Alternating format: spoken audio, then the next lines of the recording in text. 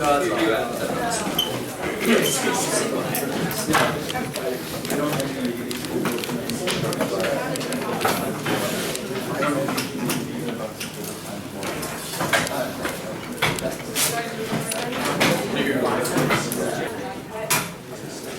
everyone to the quarterfinals of the Yale IV 2014. Congratulations to all the teams for getting here. Everyone can give a round of applause.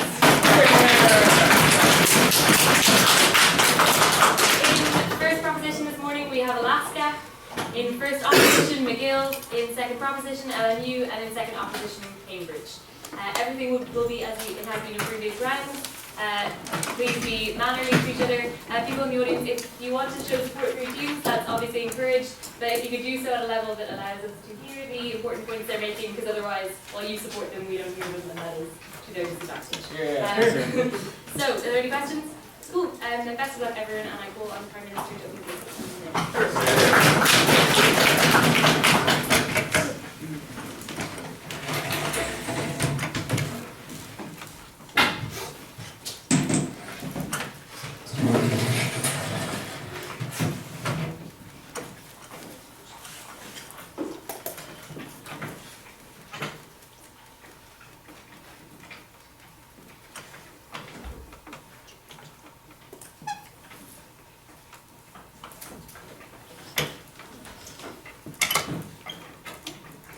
Madam Speaker, ladies and gentlemen, we recognize on our side of the House the importance of a secular government. But we also, on our side of the House, recognize the emotional support that religion and proselytization can give to individuals. We feel that those individuals who specifically need the support are those who live in socio-economic conditions that we consider to be unfortunate. To those individuals who aren't able to survive based upon the means that have been given them. Those individuals who are struggling on a daily basis with violence within their communities, with the inability to have a strong sense of community, and those individuals who don't feel as though there is hope for their future. We feel in this case that government in itself, in its secular form, is not able to address the harms that are imposed by the community on these individuals. And we believe that at that point, that these governments should then choose to help and support those religious organizations that want to proselytize within these areas, to bring members into their folds, to build that sense of community around whatever spiritual possession that they think is important. We are proud to propose that we would subsidize these individuals. So how is this going to work? So we are going to set out certain funds, and we are going to subsidize churches and give them grants in order to access these individuals that they may not be able to access in the status quo. We're going to spread these grants pretty evenly, as much as we can, around different forms of religious organizations. So Buddhist organizations, or Muslim organizations, Christian organizations. We're going to try to spread this pretty evenly. We recognize that in the status quo that there are a lot of Christian churches that do this. We would also try to balance what churches have access to certain communities and try to create a balance so that people are able to access a rational variety of different forms of religion. Is this a clarification? Yeah. Okay, sit down. All right, so what do we mean by proselytize? We've already talked about facilitating, so what do we mean by proselytize? So first, we think that this is in general giving the good news, going door to door, handing out pamphlets, telling them the word of Jesus Christ or the word of Lord Buddha. We think that these are the things that we mean by proselytize. We also think that this includes things like blessing those who are ill and helping those individuals who are dying, doing hospice services. We think that these also are included within proselytization. We aren't necessarily including specifically charity. We think that that's a little bit of the debate, but we think that that is also incorporated within proselytization, developing food banks. Yeah, thank you, in my constructive. So that's for the model. So what I'm going to tell you is first, what can religious organizations uniquely do for these communities? And second, the role of government within impoverished communities and balancing those secular views with those religious views that we will determine are important. So first, what can these religious organizations do in my constructive? All right, so first, we think that there is significant emotional trauma that comes from living within these impoverished communities. We think that when around you are constantly seeing illness, when you're seeing people, when you are within a community that isn't able to adequately defend for itself, when there is a continual struggle to put food on the table, that you are looking for a message. You are looking for a deeper meaning because your existence is so difficult to get by. We recognize that these individuals are looking for something more within their life, and we think that religion is able to provide that. We see particularly in developing nations and nations that are incredibly poor that religion plays a very significant role within individuals' lives. We think that there is a significant message that comes when, like, Jesus Christ says, like, I am the way, the truth, and the life. When he tells them that, like, if you choose to follow me, then there will be salvation in the next life. We think that there is that element of emotional support that is incredibly important. We think that when individuals are going through tough times, that they are best able to access those words and find comfort from them. Becca. When Jesus Christ claims to have a monopoly on truth, do you think that might curtail the ability of these individuals to make their own choices about the lives that they might want to lead and their ability to escape the unfortunate circumstances in which they find themselves? So we think that people in impoverished communities are able to make autonomous and rational decisions about those religions that they want to follow.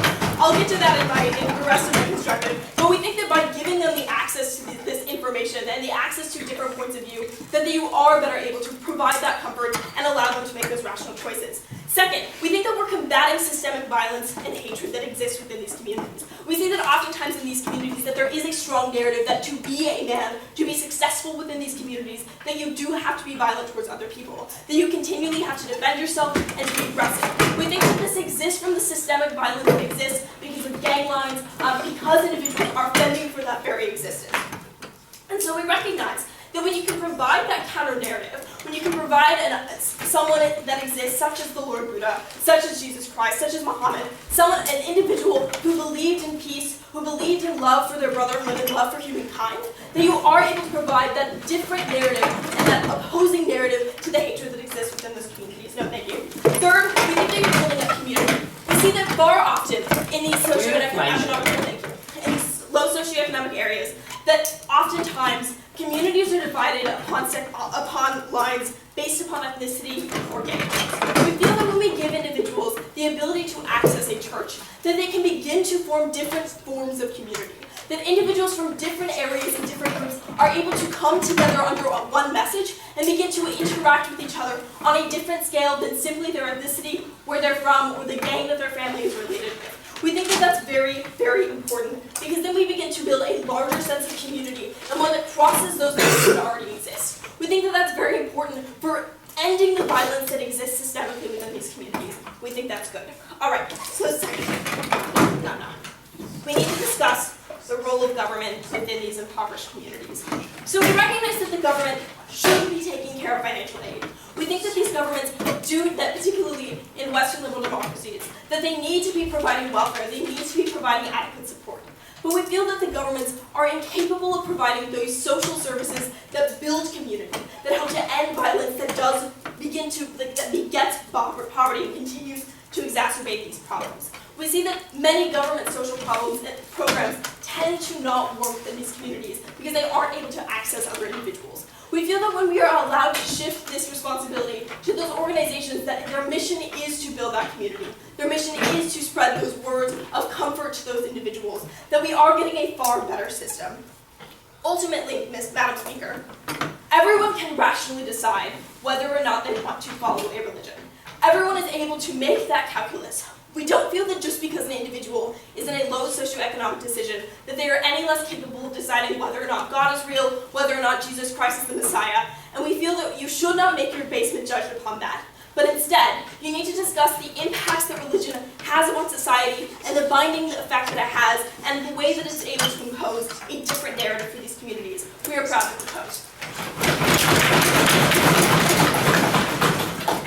I'd like to thank the speaker for their final speech and call on the leader of the opposition.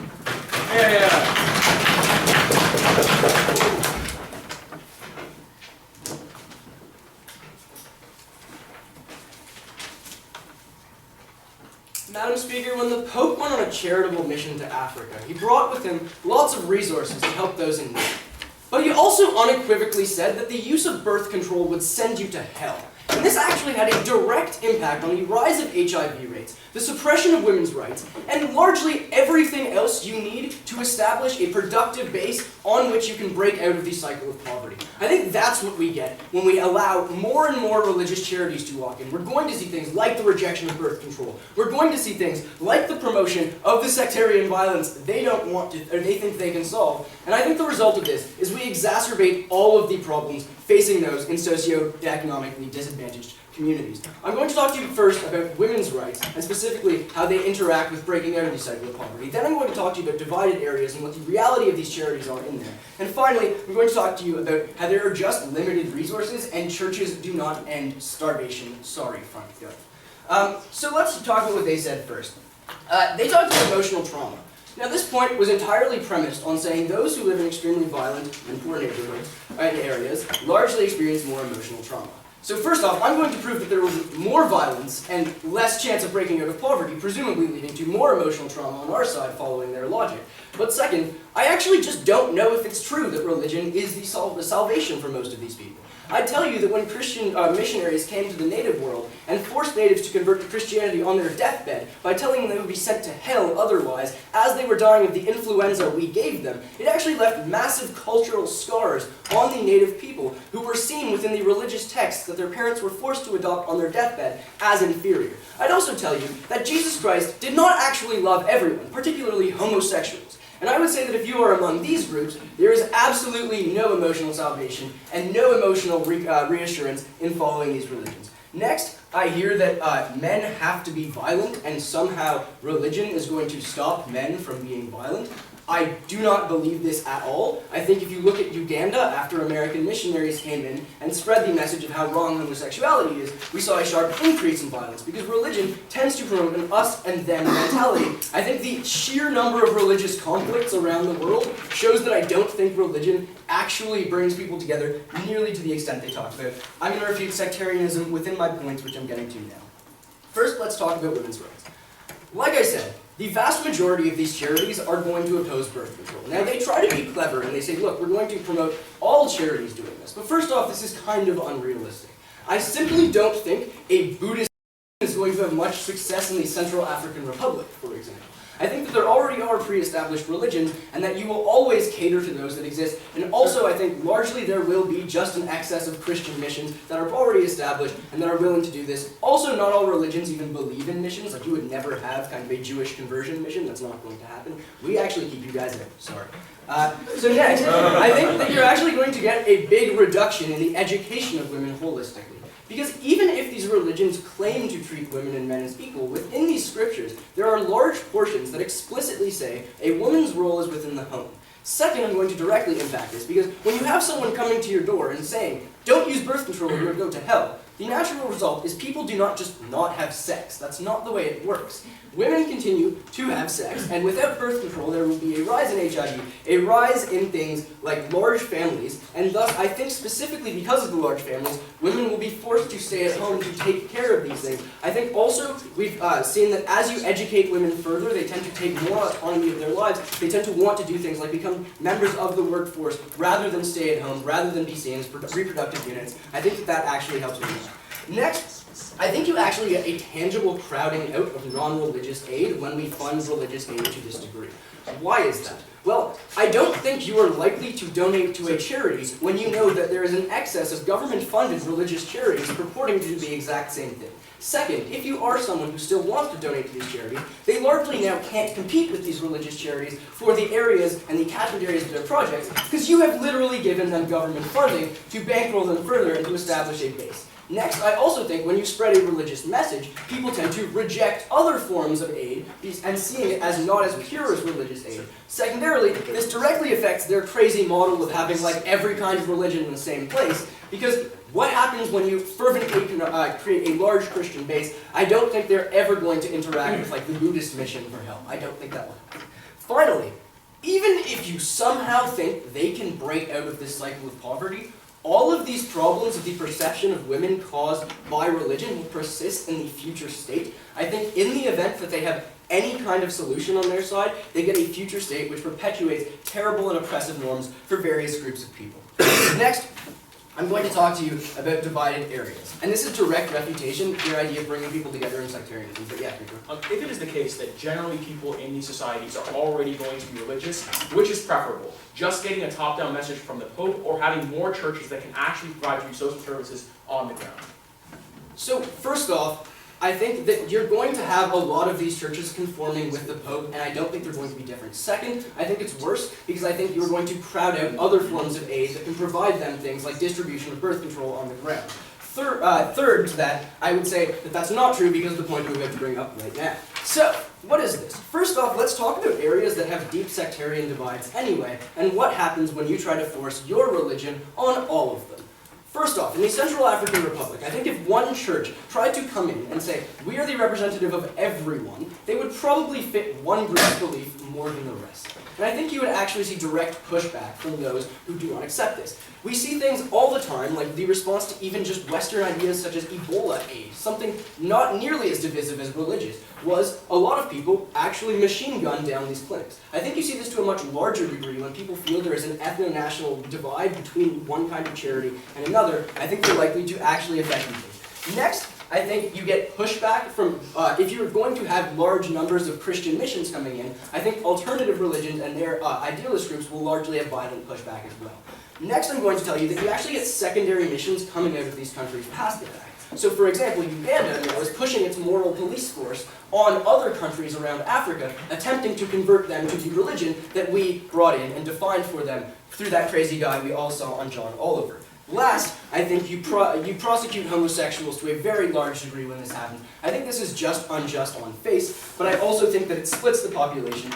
And I also think that it doesn't help those who don't follow your religion. I think you are unlikely as a Christian mission to try to help a Muslim population. I think everyone deserves aid. Secular aid is a much better version of this. Last, big churches and the money that will be spent on creating these things do not end poverty.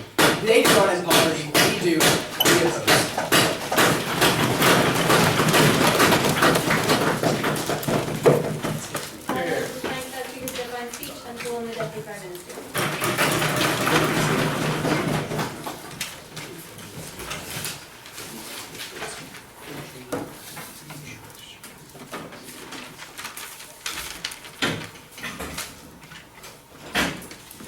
Ladies and gentlemen, Sarah offered you a sensible policy to promote community and give comfort to those people in society who most need it. We're not trying to solve for poverty with our model. We are for a host of policies that would help create such a thing. I think we've given a very sensible model that opening opposition really just doesn't know how to deal with. First, it's most proper to understand our motto in Western liberal democracies as most debates occur. Well, I think that's the case. And then, and let me talk a bit about the Western liberal democracies in response to the opening opposition. They say not all churches will be able to come and do this. We agree that there will be different levels of intensity from churches that would like to apply. So for example, while Jews may not want to bring other Jews to become Jewish, we think they do have a desire to be mentions, and they do have a desire to educate people about them. So through this proselytization mechanism, even if they don't actively convert many people, they can still be able to give help, and we think that's very good. Now second, with respect to the countries in Africa and so forth, which we don't think is where this debate properly applies, we think even in that case,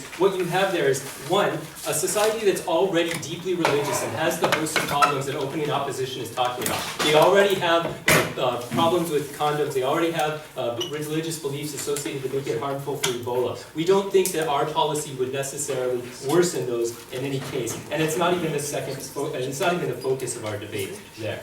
So we don't think that that's the right focus there. Now, I will respond a bit more a rebuttal to the opening opposition, and then I will establish for you why we think that the government is justified to use religion to assist the poor for this comfort. Okay, a little bit more of rebuttal into the opening opposition. The opening opposition, first they talk about native people, going back and saying, oh, well, this is an oppression on side people, or on those people. Well, we think first that analogy is not very true at all, because when you look at side where most of the poverty happens inside communities, you have often urban centers, and there people have choices. They have great choices and opportunities. They can say no. We don't think that the poor are irrationally, don't have autonomy. We think they can say no. We also think if you make a comparison between power gaps, between if the power is the concern they have, in alternative government models, what you would have is some government agent, which we think represents a much greater form of power than the people who are on the ground through the churches. So we think that's the case because the government holds the strings to the other types of benefits that these people are having. For example, food benefits, or welfare benefits, or job employment opportunities. The churches, since they're not already in these people's lives, they don't have those same sort of ties, so we don't think they have the same wielding power. We actually think in the instance where they're meeting with these people, it's a less powerful agent, and it's actually therefore preferable to the, after my rebuttal, I'll give you, preferable to the government agent. Okay, now, crowding out of non-religious aid. We don't think that's the case. First, we're willing to throw lots of money at this problem. We think that's generally the case. So that's not an issue here. And then we think also, too, it's very important to recognize here that we are looking not to end poverty in and of itself. We think these programs are actually going to be very low cost because the churches, with just a little bit of money, have willing people who are voluntarily wanting to go out and spread the comforting communal building messages that they have. We think that's very, very important. Now, about with respect to women and the rights with respect to women. We think first, within the African context, I think it also fits into the rebuttal I've already told you about Ebola and the beliefs associated with condoms, HIV/AIDS. We think many of those countries already have those problems, and we also don't think it's the correct focus here. And then second, we think just like people in the urban communities now, well, those women, they can make the decision for themselves, they're very strong, they can do that. I'll take closing. Is there some important reason the poor should have a collective voice, and how do you think this voice changes when people are divided based on whether they're Protestant or whether they're a Catholic poor individual? Thank you. I think that's a great question. I think the poor do need a good group communal voice. Now, what do I think happens when the church goes into the communities? I think when you see churches and communities, you see the greatest communal building together. And this fits what Sarah is telling you. She says when you get these people together, they meet if they go to church weekly or sometimes more than weekly. They have communal brunches. They get to know one another. But it's not just within the church. Those churches recognize they have a common goal together to promote their flock and to have their flock prosper. And you notice this in cities around the world where you have interreligional, interdenominational networks. They're vast in places not far from here, like New York City, in Boston, Los Angeles. These church groups go together and they work together. And if you look, taking it back definitely, civil rights movement, you had churches, denominations from all across the country coming together, working together, promoting across those lines. We think that can happen with different religions. Now, let me move on to why I think the government is justified to use religion to assist the poor. First, we think the government has a mandate to promote the social welfare. We think that's generally the reason why people get together in government. And there's a host of problems that Sarah told you about, with gangs, drugs, all these things. So there's a clear problem within these communities that you don't get in other communities. So the government is already working to solve these problems. We want to bring comfort in a community to help them. So why do we traditionally want to split church and state? I think there's two reasons. First, we have a fear of corrupting churches. And then second, we have a fear that there will be some sort of state religion or a loss of religious freedom. I think our model specifically deals with both of these. First, with respect to churches, churches have a choice with this policy. They can choose to opt out. So if they're fearful of their church being degraded in some way because of the government program, they don't have to opt in. Second, when it comes to the churches, it's open to all religions. So this means that the groups, the states can focus on all these churches are focusing on the common comfort of their people. We think that that's very important because no specific religious doctrine is promoted. But also, when it comes to the fear of a state religion, this has this has to do with the question of the poor. We think it's very important, and Sarah told you in the beginning, that the poor have the opportunity to decide. So they are not inherently stupid, they can make choices. We recognize there's lots of issues that go into these choices, but they will be able to make that. Now, I wanted to respond a bit to the closing opposition, a bit more in response to their POI that they gave originally. They said, well, what about there'll be fewer religions, or what about the people, they'll become like theologians. Like they take it, they drink this down heavily, and they really become crazy about this, crazy about religion. We think that a very few number of people will actually become so crazy about their religion that they will go to the extremes of fundamentalists. We think actually most people that are accessed by the services will be like most people with religion. They'll be what we often call cafeteria Catholics. They pick and choose the things that work best for them. And then we think for these people, what is most helpful for them will be the comfort and the care. So we think we are going to have vastly more people with this comfort than the very few people who might become fundamentalists. So since the two primary concerns about entangling church and state don't exist, we think our model is justified, and we think we can access all the great benefits of community and comfort that Sarah told you about. We propose.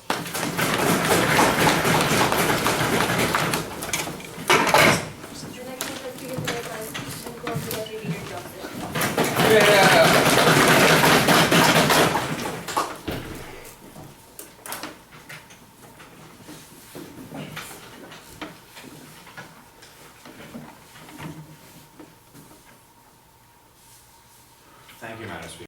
top of my speech, I just want to deal with the weird case shift we get from the second speaker on government.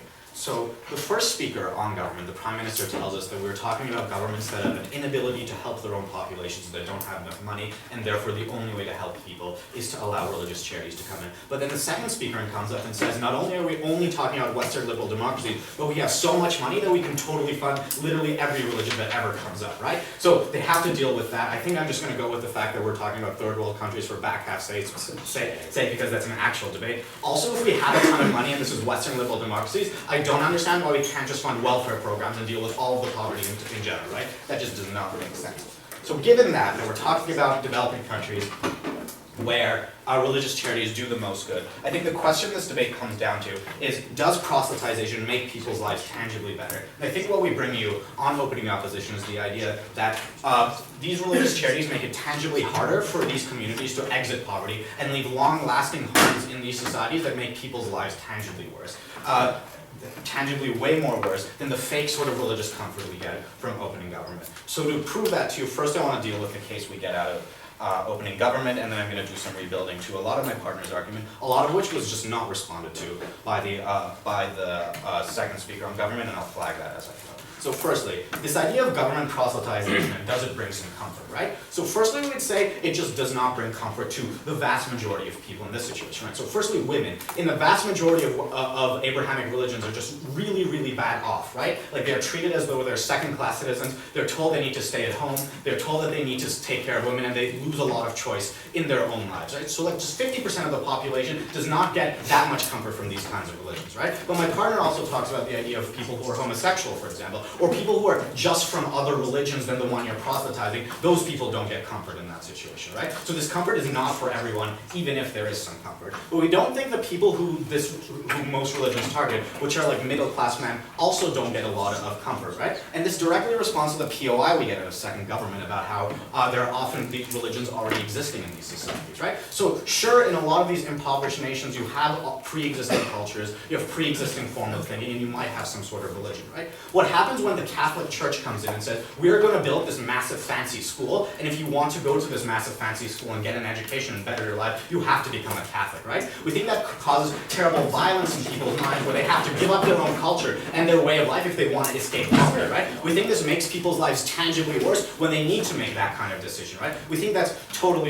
we don't think that's a good thing to do, right? But secondly, we don't think you can equally fund every kind of religion, right? Insofar as the Catholic Church or the American Baptist Church has a ton of money that they're already spending on proselytization, they're going to spend that money way more in their model than any possible government subsidy the Central African Republic can get. So obviously you're going to have an imbalance of what kind of religions you're going to have, so you can't possibly have this equality, right? This also responds to second government's POI about how often these kind of charities can do tangible good in these societies, such as build churches or hospitals, right? The point at which I need to change my religion or give up my belief system in order to access these kinds of funds, we think makes people's lives tangibly worse. I think what also responds to that is my partner's analysis on how it's harder to leave poverty, but I'll get to that in my reconstruction, right? Secondly, they give us this idea that people need to be violent in these kinds of societies, and when you introduce religion, people become less violent. We think, firstly, this is inherently just racist, right? That people in Africa are inherently violent, and when the West brings their own religion, that they suddenly become less violent, right? We just don't think that's true, right? But secondly, if we give them a bit of credit of this argument and how, like, by this idea that religion gives them some sort of comfort and that's going to make people's lives, make people happier, make them less likely to commit violence. We don't think this is particularly true, and I think my partner's argument that there's no response to kind of deals with this, about how often in these countries like the Central African Republic or Uganda, there are already huge cleavages and sectarian violence in society. When you introduce another force, what you're going to get is just more competition between these groups that will ultimately lead to even more violence in these kinds of situations, which we don't think this is particularly good, right? Thirdly, they give this idea that the government is incapable of providing these funds, so we must let a third party come in, right? We don't think this is true, right? Because we think what ultimately happens when you bring in these kind of religious charities is you make the government's job much worse, right? Because even if these charities could get people out of poverty, which we don't buy on face, but even if these charities could take people out of poverty. The cleavages they leave in society in terms of making women worse off in society, making people believe that homosexuals are going to hell, are going to persist long after people leave poverty, and that will make people's lives tangibly worse. That means the development towards a society where everyone is happy is going to be harder when you have religious organizations that are being promoted to do proselytization. So what does my partner do, right? He tells you specifically why religious charities that specifically go forth and try and proselytize people make people's lives tangibly worse, right? Firstly, he gives you this idea of how we make women much worse off, right? When we tell them you can't take birth control, you can't use condoms because God hates that, then people are just going to have more children, get more HIV, I'll take you in a second, get more HIV, and ultimately 50% of the population is just going to be worse off, not able to make their own choices. You're going to lose a lot of the labor force, and that's like just fundamentally going to be bad. I'll take back that. Okay, so the characterization of religious organizations that we get out of opening opposition is just false. Every single atheist in this room can go to confession for free whenever they want to. Like, this is just not the case. They don't reject people from going to schools. So I think those charities exist, right? Insofar as there are charities that want to do good and don't want to like force people to change their religion or whatever, or like make women's lives worse. Those charities can still exist, right? Insofar as they want to make people's lives better, they can just not proselytize. The charities that are specifically wanting to proselytize are people like the Catholic Church or the American Baptist Church that spend literally millions of dollars telling the Ugandan government that gay people are going to hell, right? Like that is the religions we're talking about that you're defending on your side of the house, right? So the only response we get out of opening government to Milton's argument about how you make women's lives tangibly worse is this idea that many of these countries already have this belief and that you're not going to change anything, right? But where do these countries get this belief, right? Like these people got the idea that they shouldn't use birth control or that women need to stay at home and have as many children as possible from these Western religions that were proselytizing them, right? That's the fundamental problem, and that's why a lot of these communities are still stuck in the cycle of poverty, right? The second idea he gives you that is completely unresponded to is this idea of how you increase sectarian violence in a lot of these countries, right? Insofar as there's already claims between groups that are trying to proselytize each other or saying my group is better than your group, I think fundamentally what happens when you introduce more cleavages is you get more ethno-national divide, which is bad. But secondly, these groups that you proselytize then have secondary missions, right? Insofar as you convince a group of people to become Christian, then they will go out and try and make other people Christian, right? I think that increases the possibility for conflict. So fundamentally, you leave out a huge group of society, you increase HIV/AIDS in this group, and you increase violence. We think proselytizing charities make people's lives tangibly worse in these countries. That's what we're about. I'd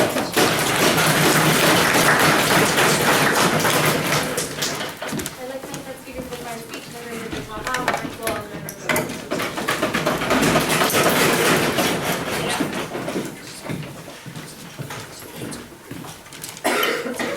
Okay, so there's poor people in America, there's poor people in Britain and Australia and Africa, and there's poor almost everywhere. So let's just be honest, like no matter what Opening Up wants this debate to be about, the fundamental question is it acceptable to subsidize proselytization in poor areas? I think we can fulfill this burden no matter what they try to do on this question.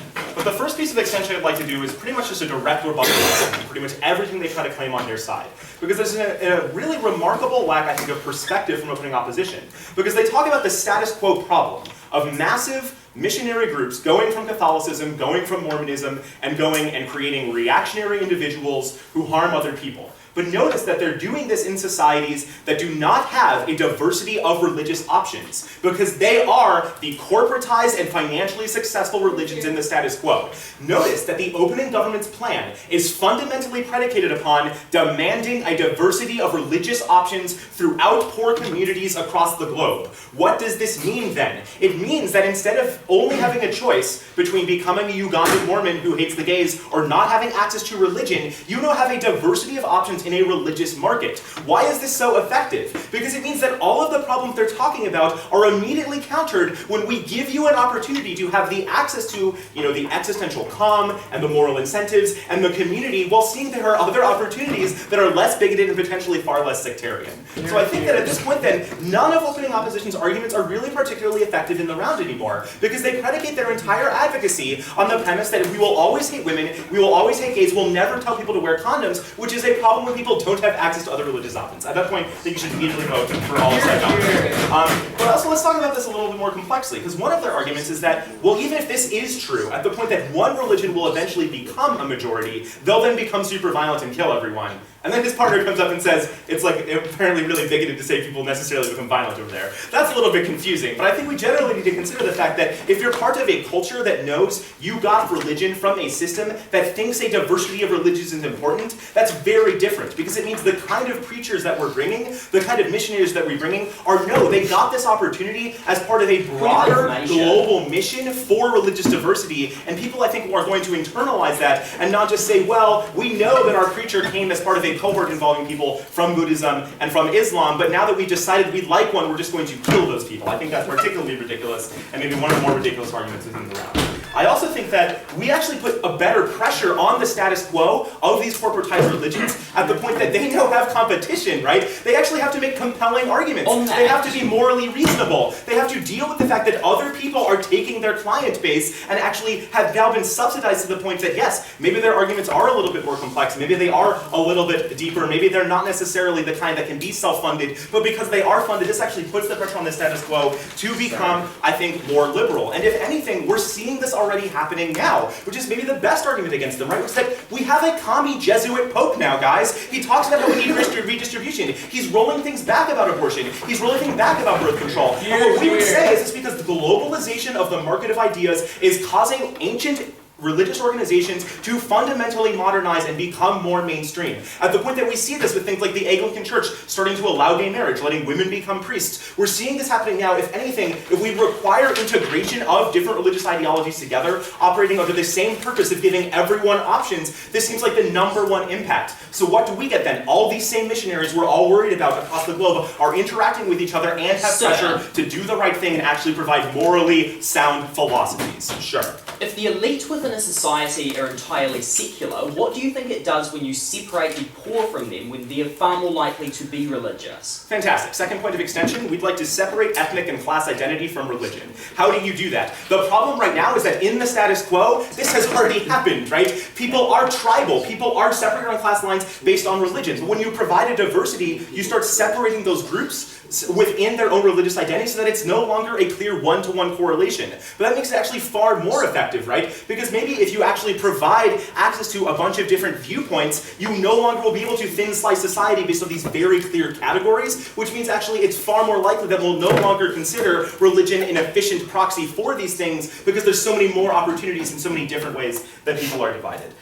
The second thing I'd like to talk about, though, is just like the moral truth and value of religion. Because opening tells you that it makes you happy, right? But what exactly is the function that's making you happy? I think this is very important to articulate. It's the fact that religion provides the answers to things that like rationalism and science can't. It fills in the conceptual gaps of why are you here? What is your purpose? What is the point of a goodwill? And the reason why this is so important is, first of all, that we can achieve this benefit separate from all the ideas the bigotry. As in, you can make these arguments with Buddhism or with like moral Christianity without needing all of the baggage that they're so worried about. So what we would say is that we'd be fine only supporting religious organizations that achieve the same goal opening government's talking about, which is making you happy and building community, but also not doing all the things they're talking about, because that's the joy of religion and why we're talking about so much diversity. Because there's so many different ways to get this fundamental purpose, which is making you happy in your day-to-day life that doesn't need any of those other things. And why do we think that happiness is so important? Why do we have an obligation to provide it? Because under global capitalism, which is what we're all moving towards, if you're poor, under the capitalist ideological framework, your life has no meaning. You have failed under the system. Under materialism, you are not successful if you have not done this. So we need to provide a counter-narrative for these people, and we think that counter-narrative is probably the most fundamental way for them to be happy.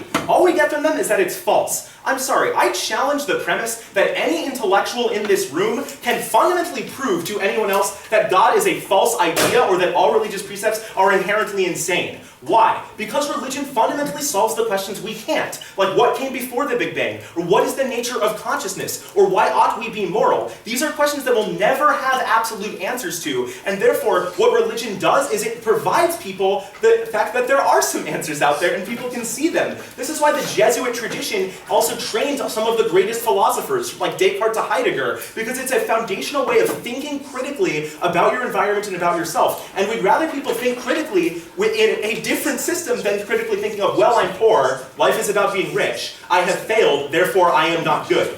This is the thing, if you can provide that existential satisfaction to more people, you have made people's lives better. And this is what they talk about with community, that you genuinely want to invest in yourself and invest in each other as humans, no longer as just people in a market. And I think we see that across societies when religious communities do commit less crime, have moral incentives to do so, and do cooperate in the kind of ways we'd like to will and we'd like to see. So for all of these reasons, because we genuinely believe the status quo of religion does have flaws, but we provide the only means to handle it, and that there are still fundamental benefits of religion we can still provide to the masses, we are tremendously proud to propose. I'd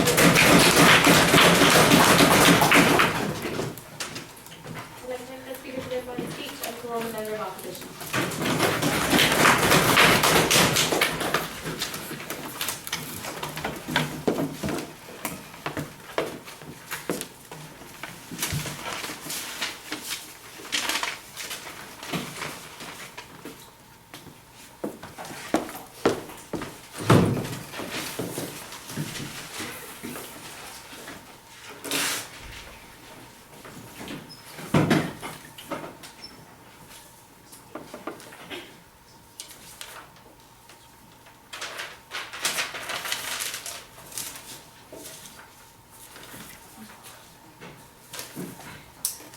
Here.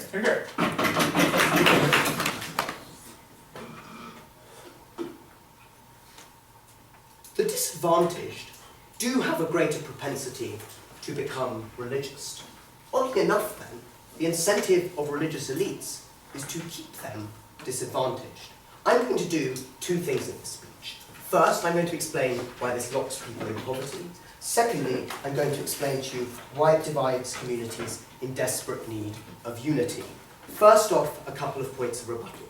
The first thing I want to do is rebut this "it's their choice" line we get out of opening government. The thing to recognise about religion is it's not just like joining the GOP. It's a uniquely totalising ideology, an ideology that claims a monopoly on truth and that certain individuals have superior access to that truth by virtue of being closer to God as priests, as individuals who have studied theology. Three things to note here. The first is that if you are within that system, namely if you are born within it, because certain individuals in that system have a monopoly or infinitely superior access to that divine truth, it's very difficult for you to leave that ideology because the priest has access to God. The priest knows morality. The priest knows what God wants. So if you go and read something on Wikipedia about secular humanism, you are challenging something that within your paradigm is already a superior class of knowledge, right? That means that if you are born within a religious community, it is very difficult for you, with the limited informational tools that you have, to ever come up with a challenge robust enough to leave that religion or to doubt those leaders. Secondly, even if you don't buy that, there are strong community incentives that mean that even if you may be intellectually convinced that God is not there, you will remain within that religious community and functionally do all of the things that that religious community makes you do. Because a religious community is a collective endeavour. It's about building the kingdom of God here on earth. That necessarily requires the participation of the entire community, and when individuals leave that, it ruins the endeavour of the entire community. Hence, the community is like to put pressure on you to remain within that system and to not show outward signs of leaving that system. So even if you may not be religious to begin with, the community often pressures you into it. Thirdly, these individuals are poor. That doesn't mean that they are stupid. That does mean, however, that secular humanism probably isn't a buzzword within their communities. Moreover, it means that often the only educated individual they will know will be their priest. It means they're unlikely to read other philosophical approaches by virtue of not being able to read, Madam Speaker. The result is that these people very often do have limited challenges to individuals who come across as very educated, who come across as very powerful, and who the entire community reveres. So while we don't say they have no choice, the same guy with the gun to his head still has a choice, we say that choice is very highly constrained. Let's now look at closing government. They say religion is changing. Yes, and it changes slower on your side. They say the Anglican communion is getting better. Yes, you know, it was the poor country bishops that said they couldn't have women priests. Because oddly enough, when you live in a country where women can't get jobs, you're unlikely to want them to get a job as a priest, Madam Speaker. So we would suggest that all those things you were so happy about happen slower on your side. So secondly, they say, but now we give individuals more choice about religion, right? I think the first thing to say here is this is a very limited benefit, and very few people transition from one religion to another religion. For all the reasons I told you about community incentives to remain there, very often missionaries actually get chased out of settlements that have a predominant faith already. So we would suggest they're not even going to get to air their point of view. The second thing to say here, however, is that if opening governments are so in favour of unity, surely having more religious groups means you get less unity because the community is more divided. So it's clear that if you want this benefit, you clearly undermine the benefits that opening government want to talk about. The final thing to say here is that, you give the subsidy to all religions, right? So yes, now the really poor Pentecostal church can get a chance to air its view, but the Catholic Church now has more resources to air its view better, right? To build a bigger church, to give people more freebies, to send out more priests to knock on more doors. So it's unclear why the fact that Pentecostalists are now there are going to undermine the ability of the Catholic Church to still beat them, right? I thought this was bizarre. So, why does this lock people in poverty? Opening government think religion provides an emotional succor to those in poverty, provides them some relief to horrific material circumstances. We say that if they want to solve the problem, or make better the problem of these people having horrific material circumstances, they lock them in that prison. 3 reasons. The first thing to say here is just purely physical barriers to the exit from poverty, like the imposition of tithes that are incredibly uncommon, particularly in developing world religious communities, like the use of unpaid labour to help the church that many individuals are pressured into doing as a form of community volunteering, which is in fact slave labour. The second thing to say here is there's often a false narrative of we need to stay together as a community, we need to remain here doing God's work as a community, as the body of Christ here in Kigali. The problem with this is very straightforward, that sometimes it may be better for you to leave that community, to get a job, to get education, things which is the premise in this debate are probably lacking in that community, right? We would suspect that when the entire community says, no, you're ruining our religious project by doing that, you're much less likely to do so and pursue that interest and leave the very problem that they wanted to talk about. The third thing to say here is the religion pushes upon people lifestyle choices that are incredibly unfortunate. Opening opposition would correct to point out they don't allow condoms, but it's much more complicated than that. The first thing is they push for large families. Go forth and multiply, we were told by God. Right, oddly enough, that means that people tend to want to have 6 children as opposed to 2. Oddly enough, that means they can't support those 6 children, meaning that they are locked in poverty because they have no disposable income and those kids aren't able to get educations, any one of them. Secondly, the impacts on women. Opening government are correct to say they say that women should stay at the home, but it's much worse than that. It's not just they're kept at home, they're not even invested with the education that they might need to give them the option to leave that home. They're not even given the healthcare in many instances, because we know they will never be a source of income to the family. So we need to give a doctor to the boy or a doctor to the girl, we'll pick the boy. Opening your government, say, is their choice, not if you're the girl that's being denied a doctor, Madam Speaker. Finally, let's talk about sectarian divide, because we were told by opening opposition, intuitively perhaps, that different groups often lead to divisions. We're going to explain to you why religious groups need to propagate these divisions in order to survive. But first, open it. Alright, in regards to your last point, 1, we still think that people have the ability to decide what they want for their family, if they want 6 kids or not, whether or not they can afford that. And second, we think that one's enough, thank you. But if you are told, right, that it is a sin to not do that, or that you are failing God to not do that, we would suggest that is huge pressure, given that everyone else in your community believes exactly the same thing and tries to impress the same thing on you constantly. It's not a gun to your head, but it's the discursive equivalent thereof. So, why do religious organisations have an incentive to divide communities? 1, fairly obviously, if 2 groups hate one another, people from your religious group are less likely to convert to the other one, a problem that they say they want to encourage. It just makes these sorts of divisions worse, because you now have a stronger incentive to stop the competition by demonising them. The second thing to say here, though, is that religion often just feeds on fear and hatred. In a world where it's constantly being rinsed by science and by the upward surge of mankind, it's very important that religious leaders are able to say, look, we offer you protection from them. We make you better than them. Oddly enough, that means that you often have to denigrate them. This often feeds into the sorts of sectarian divides we were talking about. The reason this is most important is because it undermines the political unity of these communities. The poor are the people who are denied political representation within our community. They can only get policies that actually help them when they band together, when they vote together, when they push up the barriers set to hold them back by coming and acting with one voice. West Belfast, East Belfast. Poor people, same problem. One difference, religion. You kill unity, we allow for it. Very proud to propose.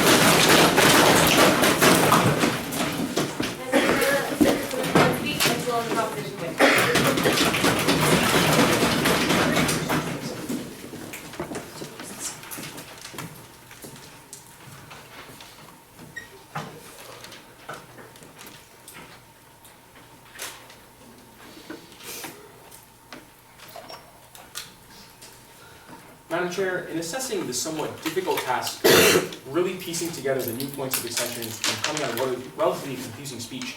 I think the basic fundamental premises of the entire opposition line is predicated on the false idea of religion. Right? Religion is not this horrible, horrible thing. Perhaps this is not such a persuasive argument from a room which I presume is largely atheist or largely secular humanists, whatever that means. But the main problem of the opposition is they never even deal with the comparative to the status quo that Jonathan talked to you about, right?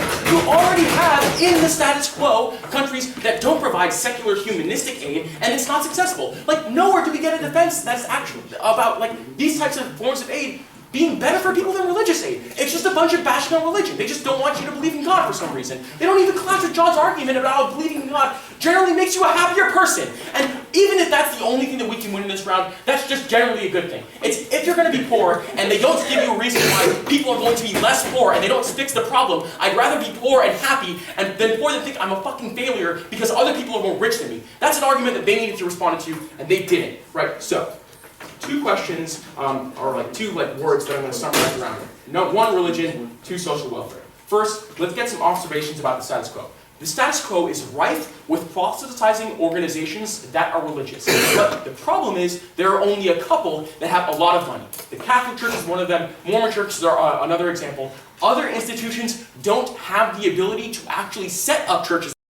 This is the case. Opening government's model actually tells you there's going to be a governmental incentive to create diversity. What might this look like, right? We might give more subsidies to churches that don't exist in certain areas, right? You can't just ignore this. The only response that we get to this coming out of the opposition is the Catholic Church will still have more money. Yes, but governmental mandates for diversity generally create diverse political opinions. John tells you the real impact of this round coming from that argument. Let's talk about how we change religion. Religion goes along with social progression, but it doesn't when it's a monopolistic and hegemonic voice. If the only religion that you get in the status quo, which is true, is Catholicism in certain communities, you're probably not going to have any meaningful narrative with which to challenge Catholicism in the first place. But if you have a government-mandated diversity of opinions with regard to religion, there are alternatives that mean that the Catholic faith actually has to change its religion's message to you because it can't just make you smoke this particular opiate of the masses, right? I think that because you can see in places where there is more religious diversity that religion is changing and it's actually stopping these types of oppression, this type of thing is a good thing. But furthermore, they give us no reason to believe that these types of oppression particularly are going to stop in the absence of religion. Or, Madam Chair, and this is fundamentally important, that religion is going to stop being a priority for people all around the world. People all around the world want to be religious. It's a complete misconception that everybody is comforted being an atheist, because it's true that religion does actually make you happy. So if a lot of people around the world, a majority of the global population, is going to be religious in a certain way, which one is preferential? A system where you can pick between a multiplicity of different religious options because there are a bunch of churches in your neighborhood, or where you can pick between one and it's an overriding predominant message that you can never question. No thank you, right? I think that Jonathan gives you the idea that religious organizations can be competitive because they want more people to be part of these particular religious organizations, which means they need to moderate their messages in places where there are a multiplicity of religious ideas, right? So, what are the other benefits that you get from religion, right? Opening government tells us care, comfort, and community. 3 C's.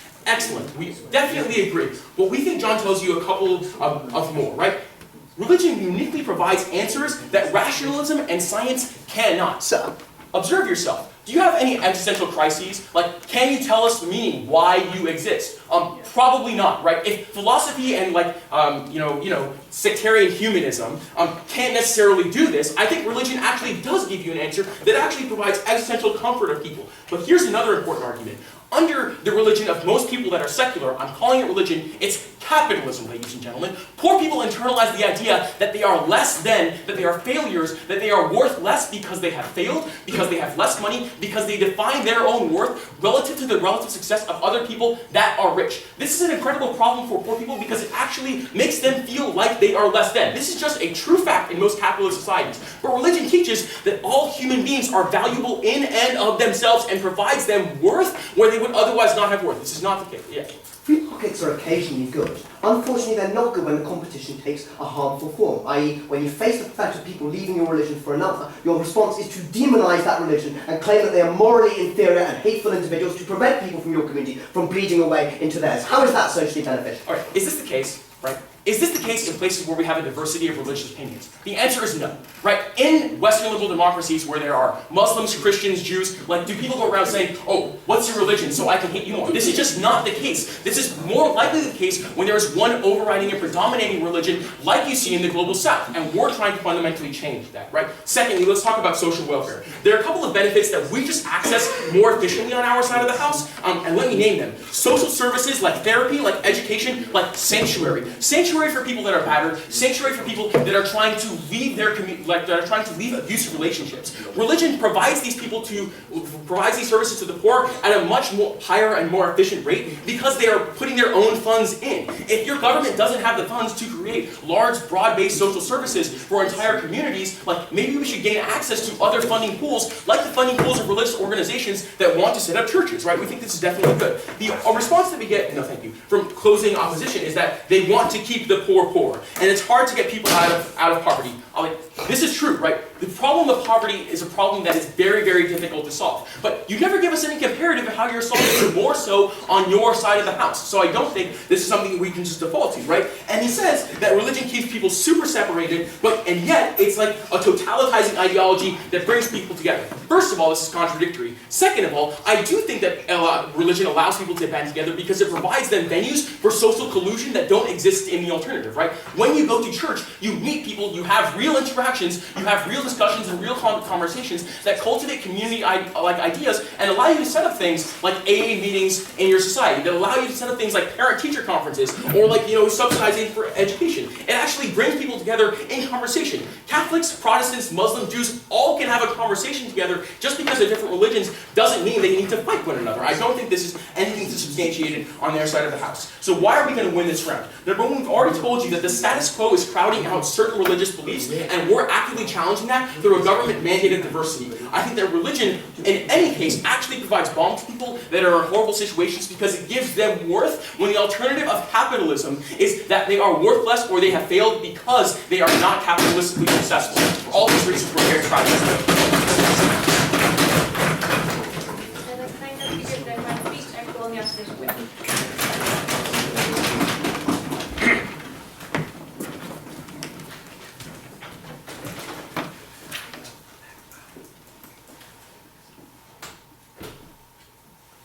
This debate was never a debate about rationality and whether poor people are able to choose to opt into a religion, because that rationality exists on both sides. Regardless of whether the government is subsidizing these groups or allowing them specific access or not. What we told you is that there are specific harms if we do enforce this to a greater degree and do have religious groups going into these communities and spreading ideas that we believe are ultimately harmful to people's lifestyles. It was never about rationality because both sides of this debate, except poor people, could be rational. We just said that they would be better off if these groups weren't proselytizing in their communities and they weren't, and there were fewer religious people within poor communities. 2 points in this speech. First, why religion causes poor people to make worse lifestyle choices and as a result have lower living standards. Secondly, how does this affect religious choice? First, why does religion cause people to make worse lifestyle choices? Michael provided a depth of analysis about people being locked into their communities as a result of their religious affiliation. So it's often very difficult for people to be able to challenge ideas because it's seen as coming from people who are further up than you in the hierarchy. So if you necessarily accept that your church is some organisation that has some validity, it obviously needs somewhere to be able to draw that validity from. And usually the way that manifests is in having some sort of hierarchy.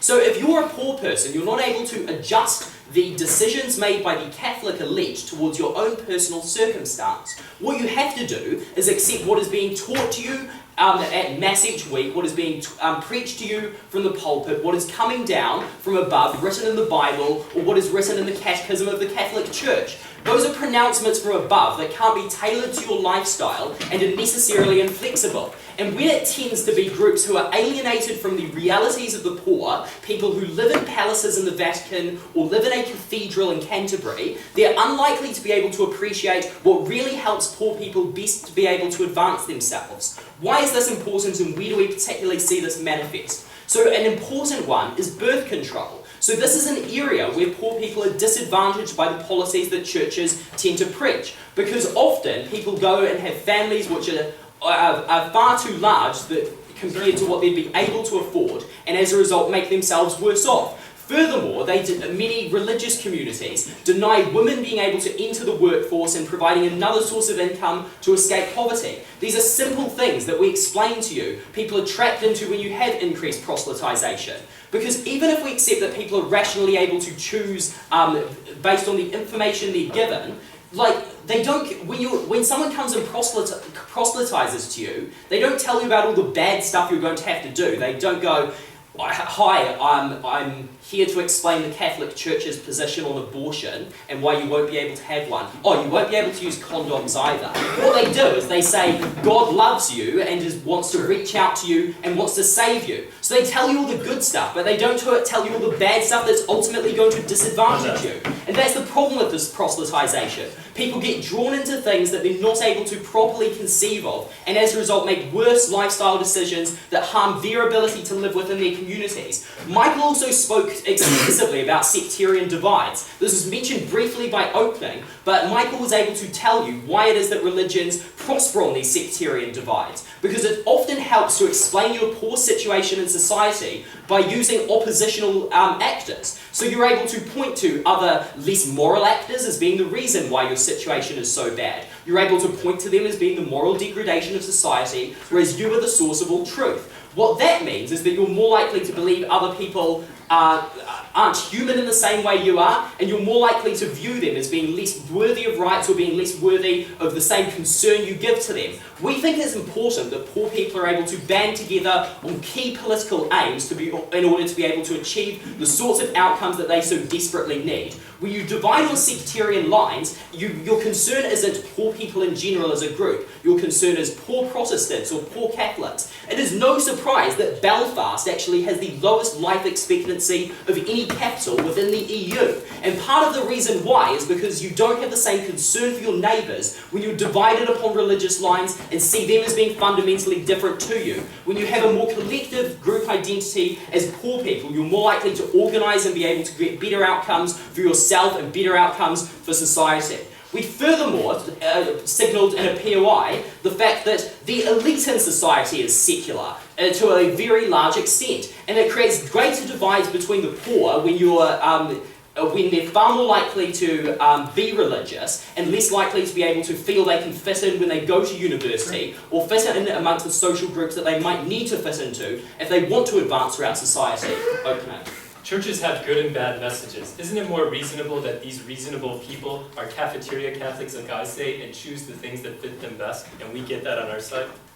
So, no, because if you're really proselytizing, you tell someone that you need to be attending Mass each week, and you tell them things like, so you can't become a cafeteria Catholic if you've been properly proselytized, which is what is likely to happen within these communities. Because if you're told each week in Mass that given things are a mortal sin and that you're going to go to hell if you commit those acts, you're not likely to accept wholeheartedly that you're going to be able to get all of the benefits that are being preached to you, but all of the harms are going to be entirely irrelevant to your situation. People accept religions wholesale. If that wasn't the case, then everyone would be a cafeteria Catholic. That's not the case. Poor communities are especially likely to buy into the conceptions and illiberal ideas, and that's why they get the worst results. Now let's look at religious choice. So I already explained in my introduction why rationality is irrelevant to this debate. Now let's look at the extension brought about how there is a market for religious ideas, and they extend this by allowing smaller religious groups to enter communities. The problem with this point is it relies on religious proselytization being entirely predatory, i.e. people changing from one religion to another.